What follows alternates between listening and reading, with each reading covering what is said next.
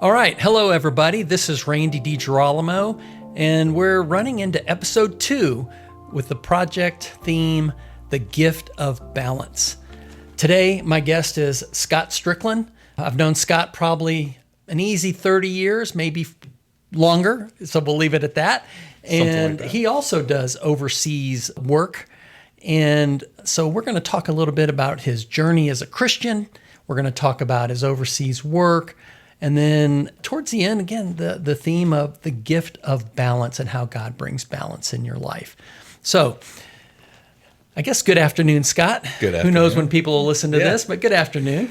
Afternoon, morning, whatever it is for people. Yes. It's great to be with you, Randy. Good to have you here. So one of the questions I believe viewers, listeners like to understand about people is their Christian journey, right? And however you want to talk about it. Were you always faithful and called, or did you have some drifting, or, how did it go for you? Yeah, I was born and raised in the church. My dad was ordained in the Assemblies of God as long as I can remember. My parents are both Assemblies of God University, then Bible college graduates. And so I don't ever remember a time not being in the church. In fact, as a small child, we were there at least 6 days a week. Right. All the way through high school, at least 6 days a week. In college, I really started to drift. I did pretty well all through high school, and then went to the University of Memphis. In my 4 years there, I think I met 4 Christians on a campus of 20,000. There were no active Christian ministries at the time. There was really just nothing being done. And so during those years, I really began to drift. I would show up at church when I had to run sound, and if I wasn't running sound, you wouldn't find me there.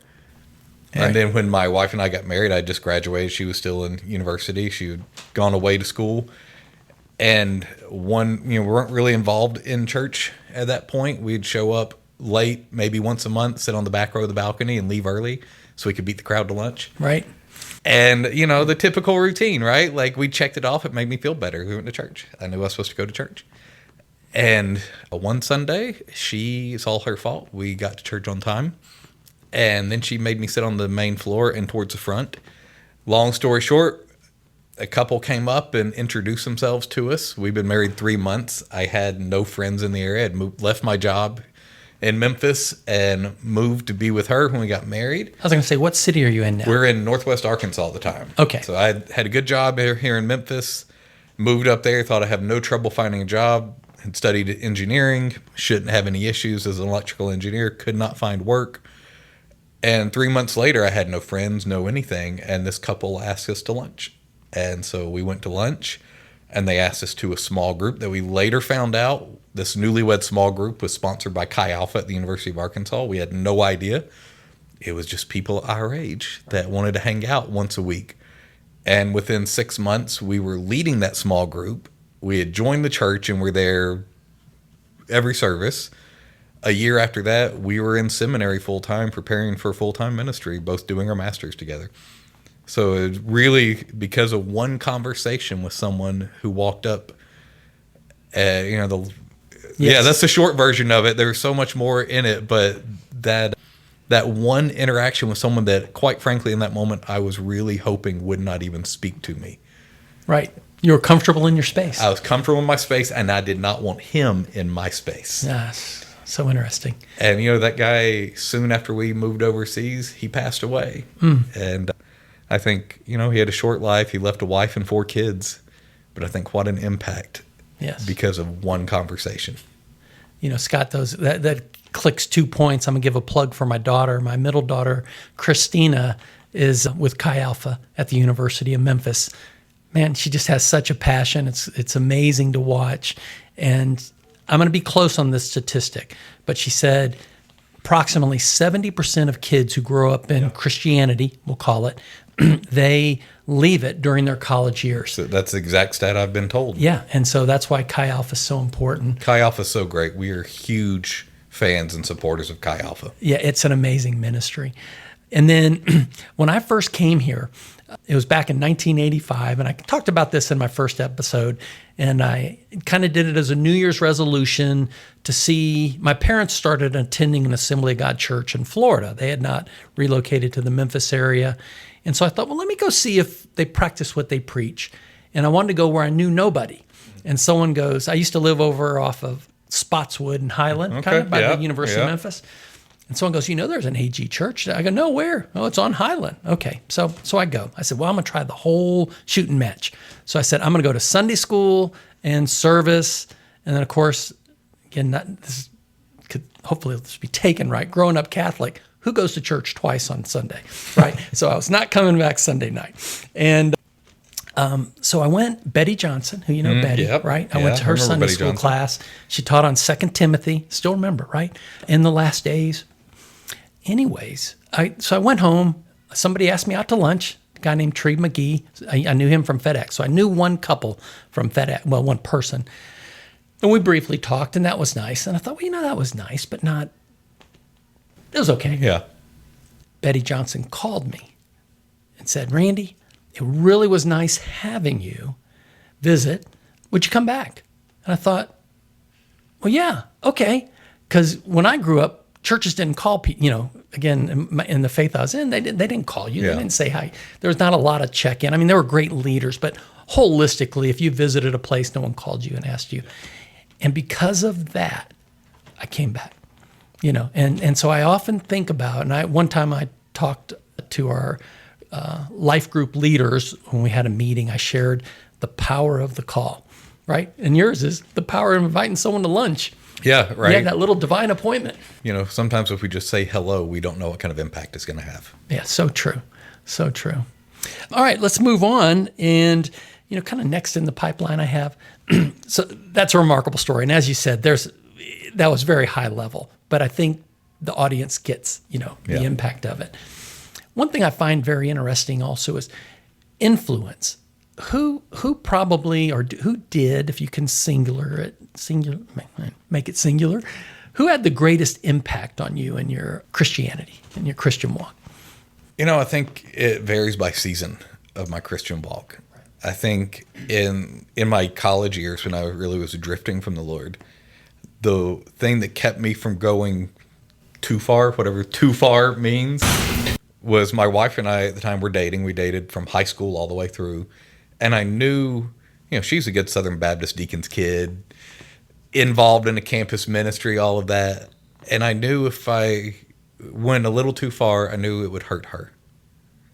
And so knowing her values and knowing what she wanted, it helped rein some of that in me. Yeah.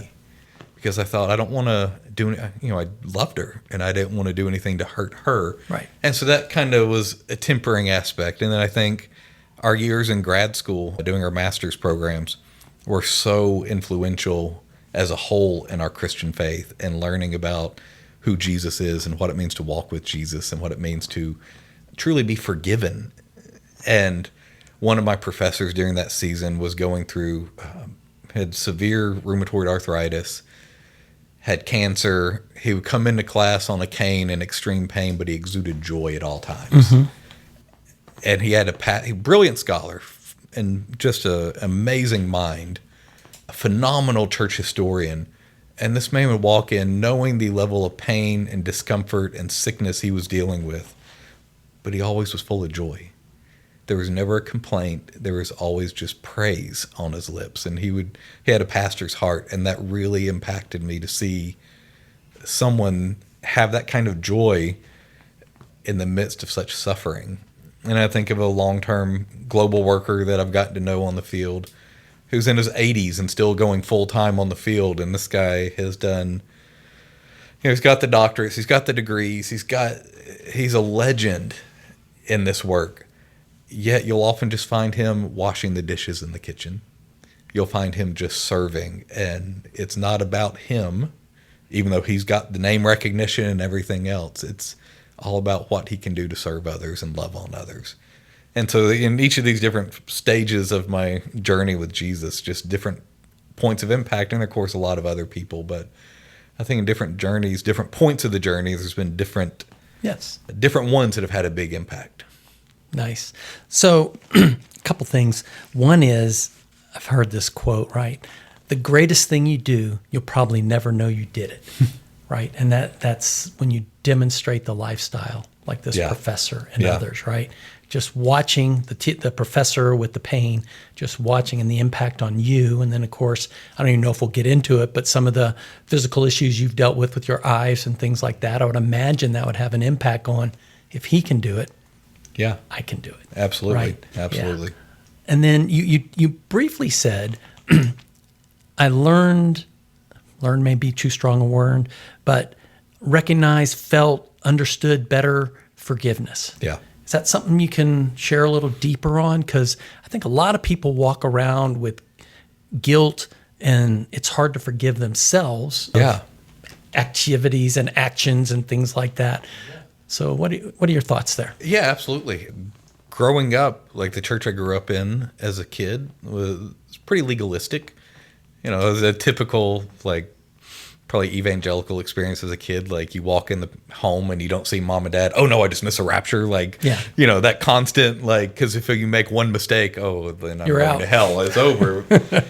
And not that my parents ever taught me that, right? In no way did they ever teach that. But Yeah, they didn't seem to demonstrate that no. at all. But I remember in seminary, one day I finally, I was just beating myself up. I was like, God, I just can't do this. I keep messing up. I keep failing in the same ways over and over and over again. And I'm ashamed, and I don't want to go for forgiveness. I don't want to ask you to forgive me. I don't want to come to you because I'm ashamed because I keep messing up. Right. And I remember there's a little prayer chapel there at the seminary that was a very impactful place in my life in those years. And laying down just flat on my face on the floor one night, I was up there late one night, and just laying down, just crying out, God, I can't do it anymore. And right then the Lord just spoke to me as clear as day, and he said, I already know. And instantly, Of course. all he said was those, I already know. 3 words, right? Yeah. Yet the meaning was instantly apparent to me. He says, I already know what you've done before you did it, and I love you anyway. Nice. And suddenly I was free. For the first time, I really felt free and understood, wow, that's what it means to live in grace. I never understood grace. And we're asking youth pastors, what's grace? Does that mean how close I can get to the line without falling off? How close can you get to that edge before Right. you go too far? But in that moment, it's just like the Lord said, no, I already knew what you did before you did it, and I love you anyway. Right. And that unconditional love. And when it, I use the term a lot, galvanizes within your being, it has a release. Yeah. And it just sets you free. That's great. That's great. Thank you, Scott. All right. So that kind of leads into the next one a little bit. I like to ask people, because I think this is very important, because it's very important because I struggle with it sometimes. Prayer life. What is your prayer life like? Maybe what is it desirous to be? Do you kind of hit what your mark might be, or how do you what are your thoughts about life? I really wish I hit my mark. Yeah. I know. I kind of probably Right? knew. Once I asked that question, I said, "Oh, I already know the answer." None of us hit the mark. None of us hit the mark. So within Yeah. the church planting initiative that we serve within, we set a goal of tithing 10% of your daily time to Jesus. So you're talking 2 hours and 40 minutes a day. I wish I could say that I hit 2 So it's hours. not your waking. It's not your waking time. It's the whole day. Yeah, I really wish I was hitting that 2 hours and 40 minutes a day. Yes. No, and some people, I've known people that are intercessory prayers, and man, that's a real gift. It's not my gift. Had someone ask me about that the other day. I'm like, yeah, sorry, it's not me. So I read a lot, and Richard Foster's book on prayer, also his book Celebration and Disciplines, he talks about prayer, but then he has a whole separate book just on prayer. Really helped change my ideas of prayer. And so him, Peter Scazzaro with Daily Offices.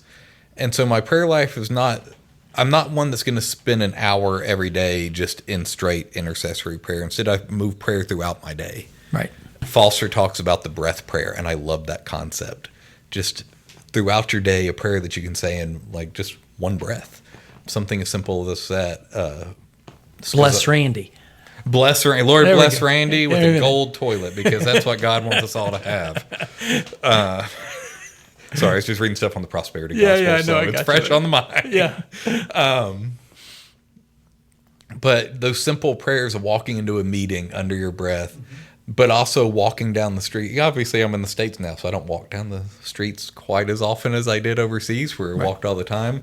But they are walking down the streets, and just a simple prayer for that older gentleman on the other side of the road who may be 75, 80 years old, and probably no one's ever prayed for him in his life.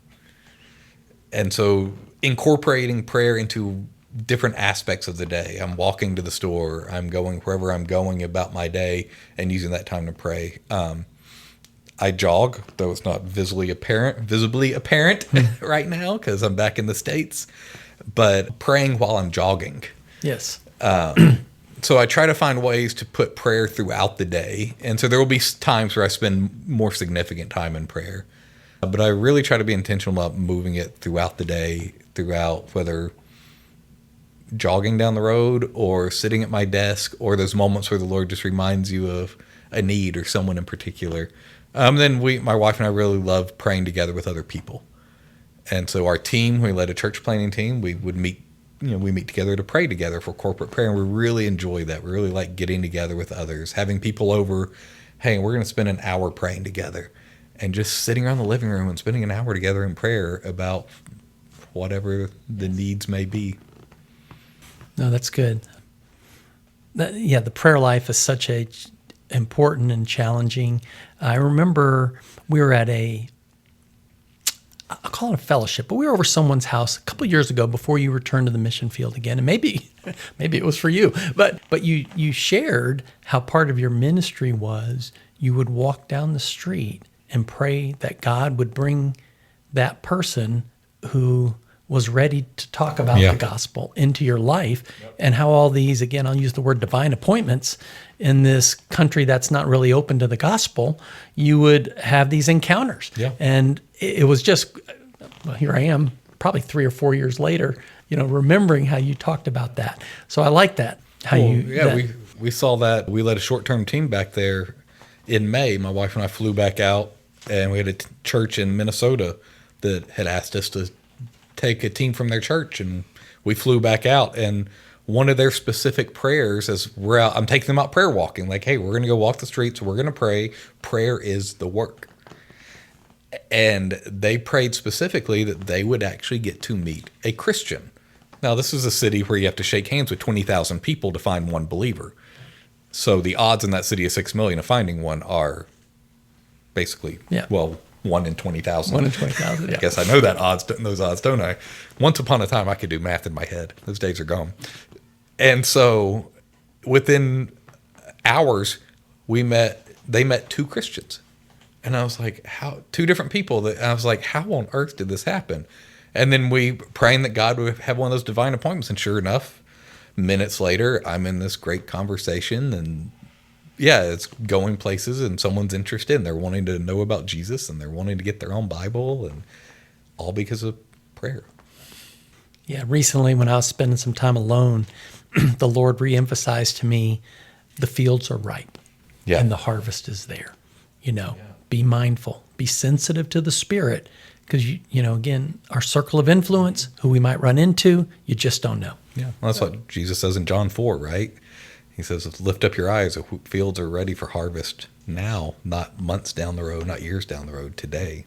Yeah, and you don't have to be gifted, right? It's just tell your story. If you're not confident in yourself of, oh my gosh, I don't think I could really witness, just say, by the way, let me tell you what happened to me. Yeah. And if that encourages you, for the person who may not feel comfortable in that space.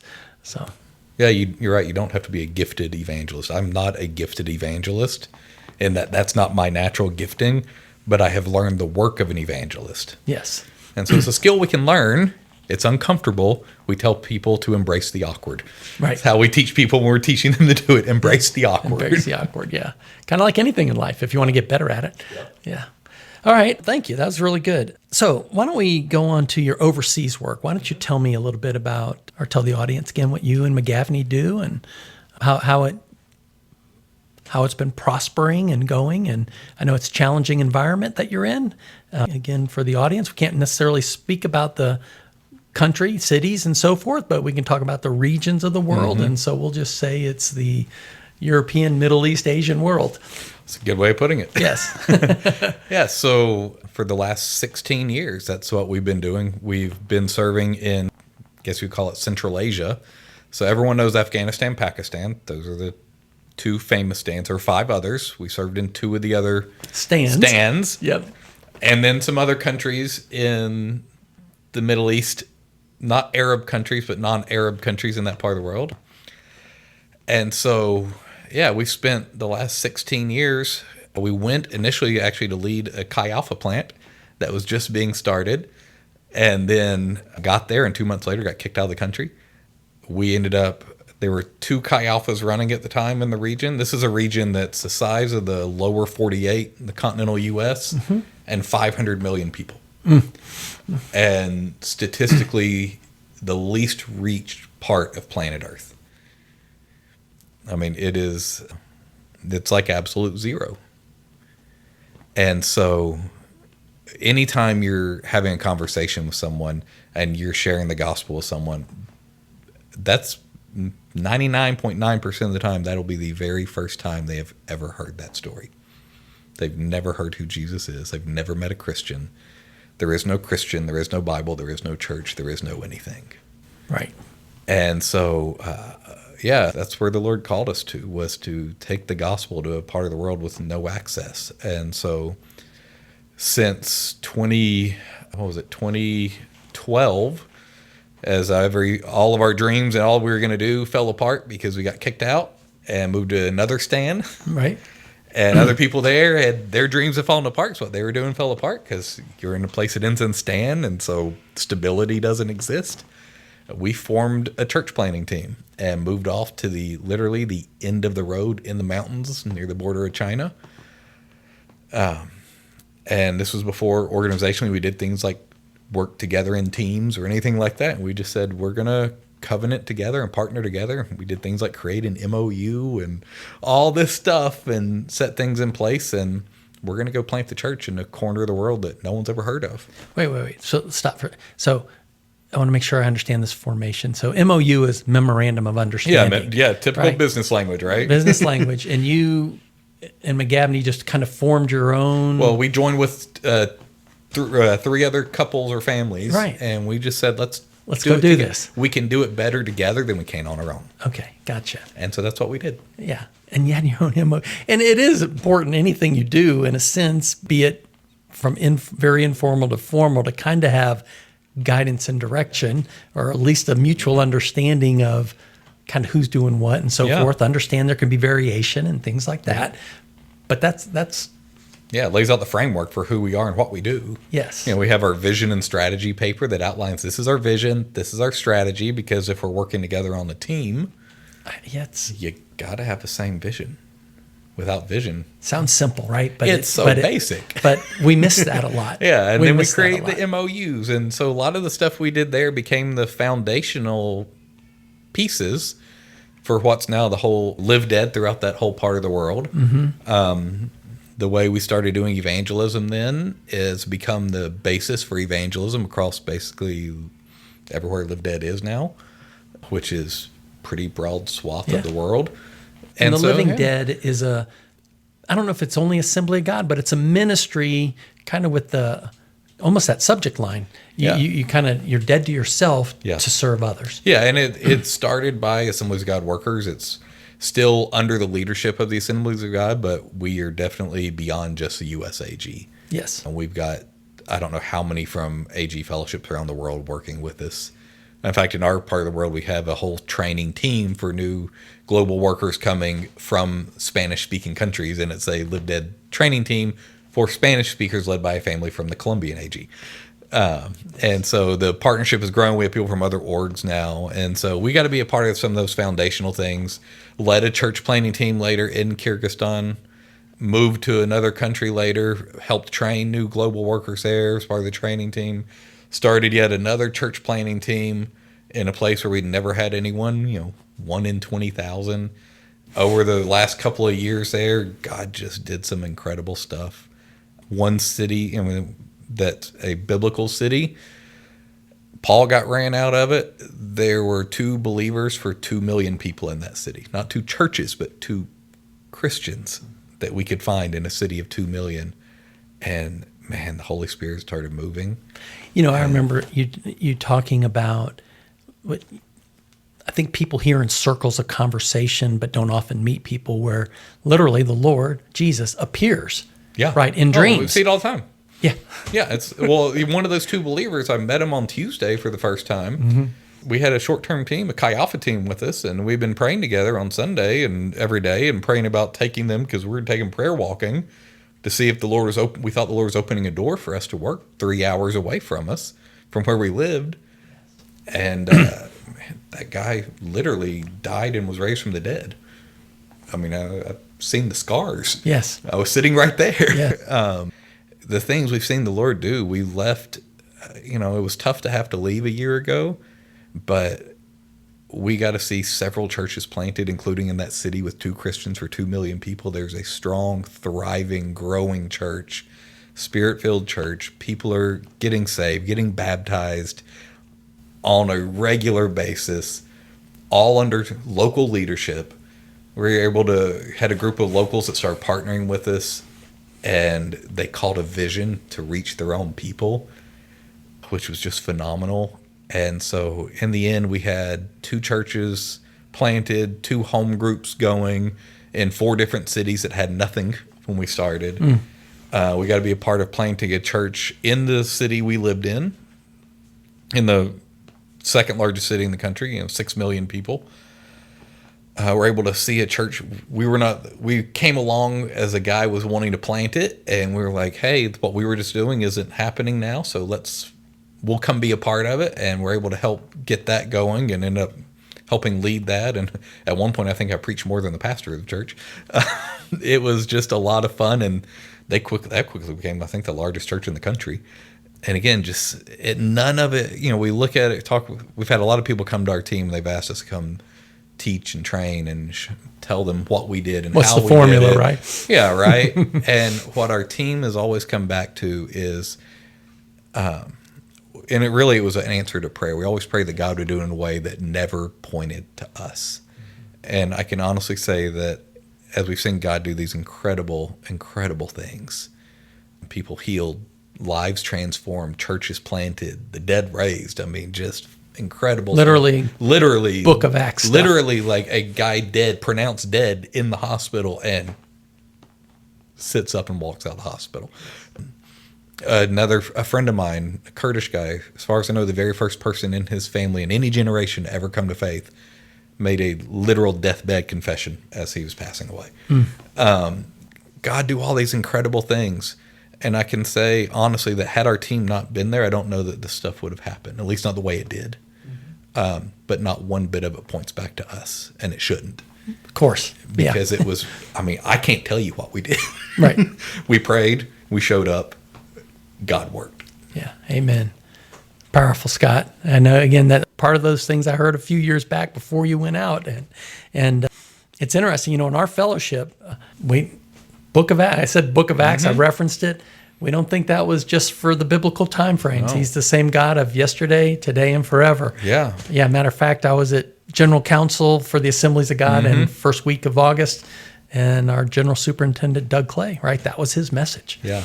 Because he's the same yesterday, today, and forever, and then referenced other scriptures and stories. So it's so true. Yeah, and they just announced a new vision that's not just U.S. AG, but World AG Fellowship, to plant essentially 500,000 churches in the next 8 years around the world, to more than double our current size from 450,000 to 1 million churches, and to see the 2,085 people groups that around the world today have 0 Christians, 0 churches, 0 anyone trying to reach them, call them unengaged. 2,085 people groups, some of them numbering in the millions of people, totally unengaged 2,000 years after Jesus came. And the vision the Lord has given that the broader AG community globally of 89 million people are buying into is in the next 8 years to see that go from 2,085 to 0. That's a Holy Spirit Acts 2 kind of It vision. has to be. Yeah, because again, humanly, it's almost an impossible statistic and goal. Yeah, but it with is. the Spirit, yeah, all things are possible. Yeah, I love it. All right. Man, that was awesome. And I know we could probably spend another hour and a half on that, but we're going to move on. So I know we haven't discussed much. You mentioned earlier on about when you met McGavney, going through college together, your journey. I'll say returning to Christianity, but it's not like you were lost, but definitely getting more engaged and so forth. But for the audience, again, tell us a little bit about your family and however you want to. I know you got 2 daughters, correct? Yeah, I have 2 daughters. Yeah. My wife and I have been married for, I shouldn't have brought it. Try to come up with the years, right? Well, you can tell us 21 years. You can say the year you were married if you got. Yeah, well, that's what I have to do. Wait, which year do we get married? How long? Because I turned, my birthday was on our honeymoon. Yeah, well, then. The best birthday present ever. Yes. Right? Yes. And so, we have 2 daughters that are 11th grade and 7th grade. Our oldest was a month old when we had our interviews, first round of interviews to go overseas. Our youngest was actually born. We were serving in a different country, but we flew to Istanbul, Turkey. That's where she was born. And then went back to where we were serving because we were in a place with but just basically no health care. And so, my kids have grown up on the field. We've been back in the U.S. now for a year, still fully involved in global work, still fully appointed with the agency, with the organization, just U.S. based for a season. And so my kids said for them, this is like going to a new country. And so they're entering the U.S. as if we just moved to a new field somewhere. But my wife is amazing. She's done a bachelor's in social work, a master's in counseling. She oversees essentially all of our recruitment and mobilization efforts. Our area is the largest area within the organization with about 200 adults currently, and we're trying to see that in the next 8 years grow to more like 500 adults. Right. When we started out, there were 40 men, women, and children. And now it's 201. Now it's 200 adults, so about 335 men, women, and children. Wow, that's important. And we're trying to get to 500 adults in the next 8 years. So she has a crucial role to play in all of that. So she's amazing. She's also a great cook, and that does not help me at times. But praise the Lord. I love her. She's incredible. So let me think. It was when you're talking about back here in the country, it triggered a thought of adjusting and so forth. Yeah. So, like coming to a new country. Yeah, that's an interesting thing. But I can imagine acclimating if you haven't been here. That could be challenging no matter what city you're in the United States, if you've been in another country and so forth. So that's great. Anything else you want to add on that? Or for McGavney and I, this was easy. It was coming home. Now I remember my other question, Scott. I should have wrote it down. So in our fellowship, if I understand it right, we are missionaries, overseas missionaries. I'll use that term. Is it the goal? The kind of the outline plan is you're 3 years on the field, come back for a year, rejuvenate, talk to your supporters and things like that. Is that kind of the pattern that is normal in the Assemblies of God? And of course, you can vary from that depending on needs. I get that, but just simply, what's the foot for our missionaries that go, shifting out of country? It's shifting. So we used to have people. You would go. Your first term was 3 years, and you'd be back for a year. And that year, some people call it furlough. It's not furlough. In fact, my uncle is now retired from AGWM. Says you have to get back to the field so you can rest, because that year you were. I'll drive 30,000 miles in that year. Yes. Support raising. It's a bear. Yeah. And then after that, it's 4-year terms. So 4 years on the field, 1 year back is a normal. We're kind of shifted that now, especially in creative, we don't want to say closed countries, but creative access countries. Yeah. Once you're there, you kind of want to stay there because there's a challenge to get in. Visa issues, or all kinds of things. And because budgets, inflation hits. And what our budget was when we went out in 2009 when we got appointed, that wouldn't cut it anywhere today. And so because of rises in inflation, we're actually sending a lot more people now as a missionary associate. So they go for 1 or 2 years, and it's a much lower budget. It's a lower cost to entry. It allows them to figure out, do I want to do this or do I not? When we went, it was much more common for ministers to go overseas. Now, over half of our new missionaries are coming from Chi Alpha. And so they're straight out of college, no theological training, well discipled. And so they're often going as that, and then going into the career 3 years back, 4 years back. We've been going, this is 16 years now, and this is only technically our third term because you can also keep extending and just stay put for a while. So that's what we've tended to do. Okay, good, thanks. All right, so let's kind of move into kind of the crux of the subject here as we kind of come, I don't want to say towards the end, but I'm saying towards the end, the gift of balance. Yeah. And I know we don't, as I said at the beginning, I don't know if we can really say, gifts, spiritual gifts, and so forth, the fruit of the Spirit. But how does God bring balance to your life, or how has he brought balance to your life? I think for me, balance has come primarily through relationships. I can think of, there's seasons in life where work chunk of time than normal. I can think of a season when we're training new mission where, because God bringing things into our lives and some ministry opportunities that present themselves with the Kurdish family, with some Syrian refugees, things like that, where I would be gone 12 to 15 hours a day minimum every day. And that was going nonstop. And that was a season. Things were definitely out of balance during that season because I would hardly see my kids because I was gone. And because of the cultures, I was gone at night a lot. I would end up leaving the house as my kid, we'd eat dinner and then I would leave. Or I'd leave just before dinner, so I wouldn't hardly see my kids in the evening. Yes. I remember my oldest daughter coming to me. She was second grade. And I could tell something was wrong. And I just looked at her and said, honey, you know that you're more important to mommy and I. You come before our work. And she looked at me and she said, I didn't know that. That was a wake-up call for me. Yes. And I understood it was a season, and I had to start saying, okay, I need to make some adjustments. And I can think of a later time where we had our team grew very suddenly, and I found myself, I would wake up in the morning, and the very first thing I do is I pick up my phone and I would begin working before I ever got out of bed.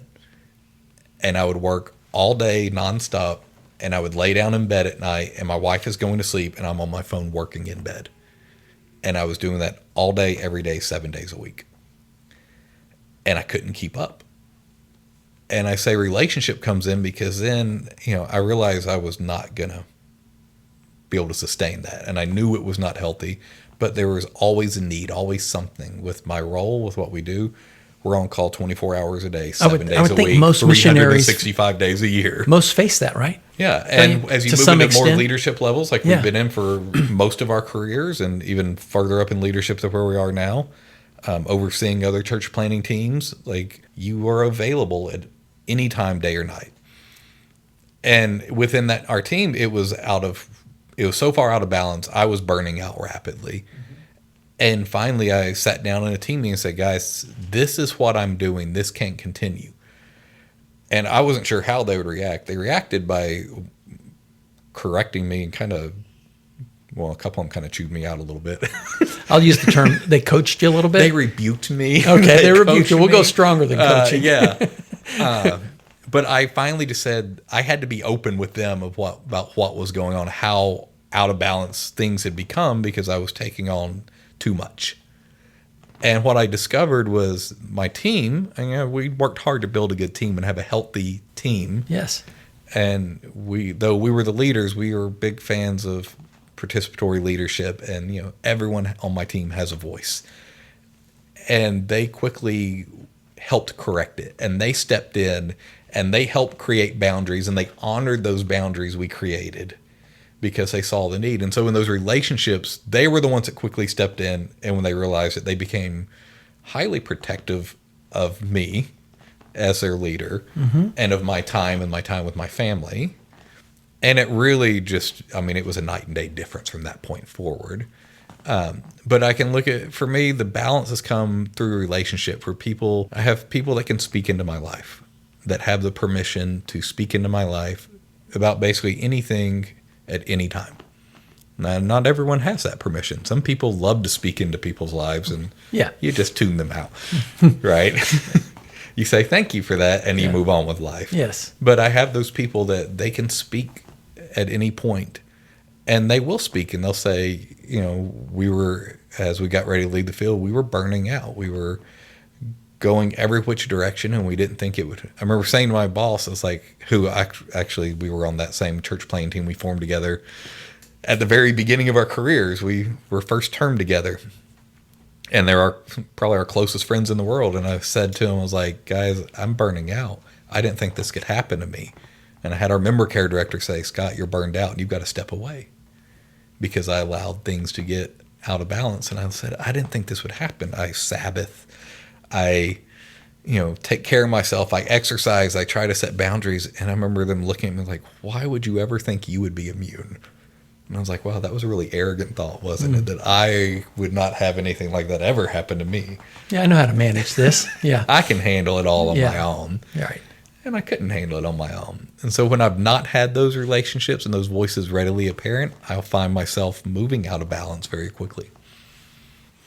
So as I interpret this, it's the fact that God has brought into your life significant relationships, people you trust, who you can either ask the opinion and receive it, or they may notice and come to you. Yeah, Yeah, exactly. And that is a gift there too, right? Because sometimes we're our own worst enemy and we don't see it.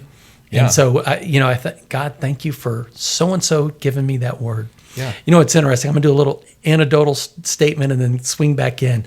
Years ago, 25 years ago, Desert Storm frame. Anyways, Vern Clark, who used to be you probably know Vern. Of Vern. Know of him, yes. I mean, he has an agent.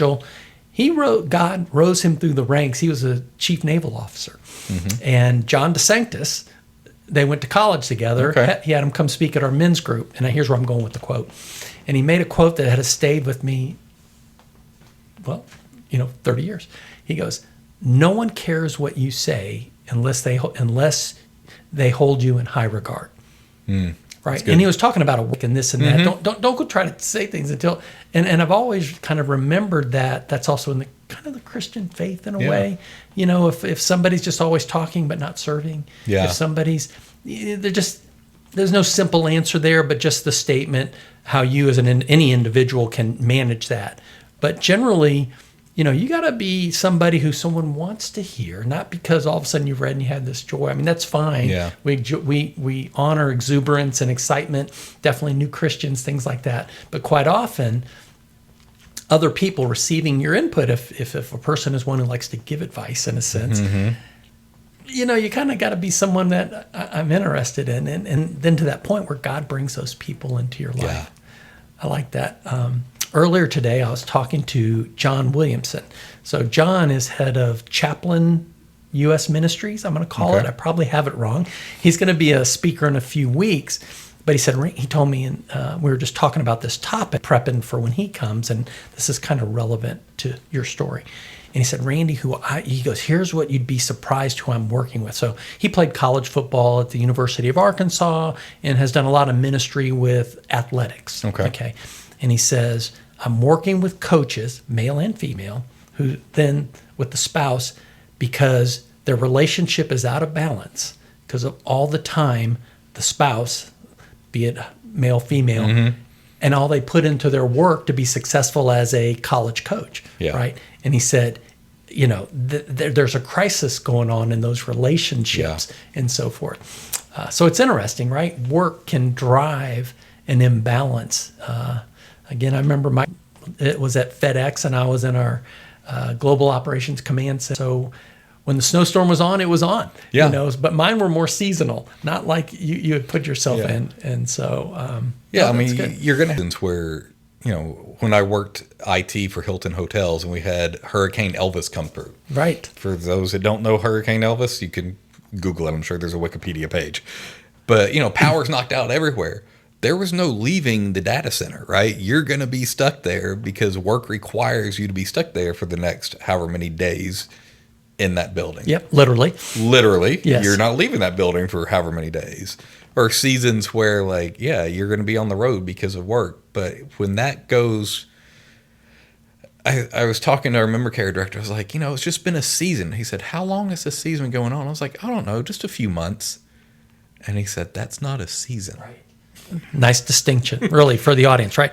We understand work, life situations can create spikes. Absolutely. So we're not talking about spikes. We're talking about 3-4 months. We're talking about several months of it. Yes. Because there were a lot of other things going on at the same time, just major stressors hitting. And he's like, Scott, this is not a season.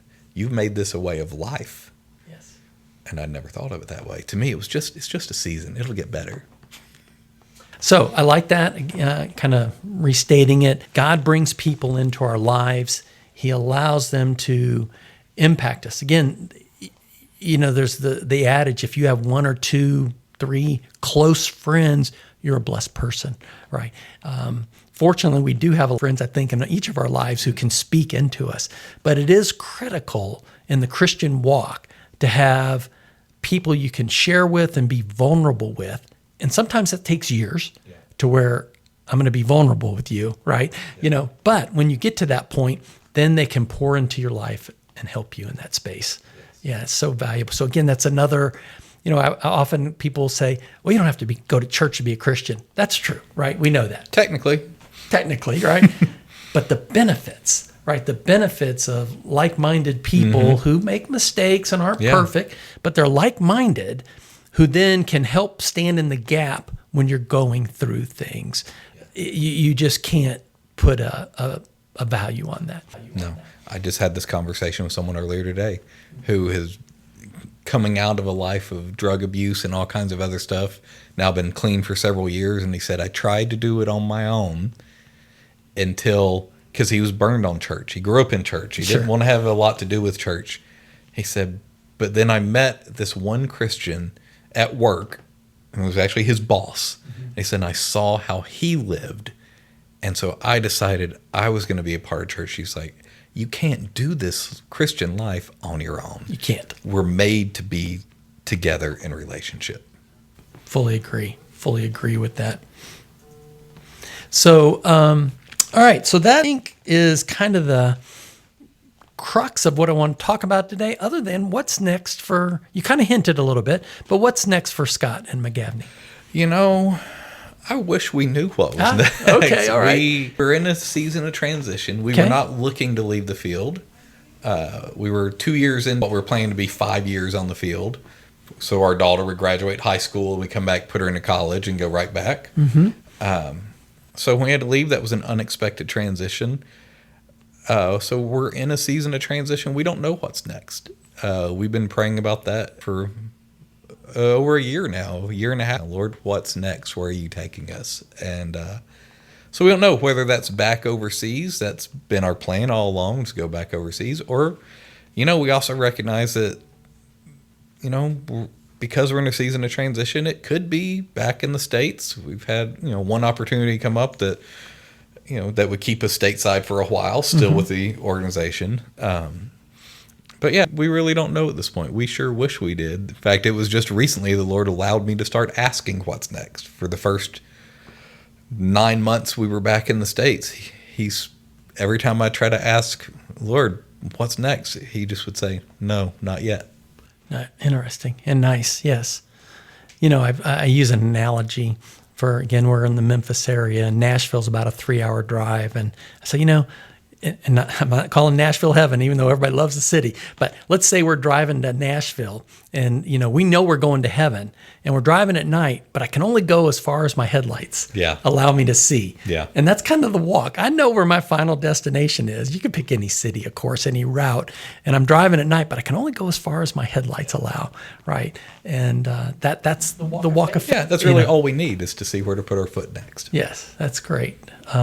Okay, well, so I think, you usually all 2 podcasts at the moment, and I'll let you close the episode. Does that work? That's great. All right. Lord, thank you for this time together. Thank you for Scott Strickland and the call on his life, dear Lord. Again, you've taken him literally, I'll call it the parts of the world, the unreached parts of the world, and have blessed his family. Yet, nevertheless, I know there's been physical challenges in his life, dear Lord. And yet, each step of the way, you're with him. Again, specifically, I pray for his eyes. I pray for a touch of healing in his eyes, dear Lord. And as you continue using your servants, dear God, until return or until you call us to heaven, I pray that you ordain his steps, protect his family, and just guide him and McGavney in all their activities and all their actions. And again, while he's there in this season of rest, continue to refresh and renew and strengthen. In Jesus' name we pray. Amen. Yes, Lord, thank you for Randy, God. Thank you for this podcast, Lord, and for all those listening. God, would you speak and guide them into healthy balances and healthy boundaries and a closer walk with you, Jesus. Amen. Amen.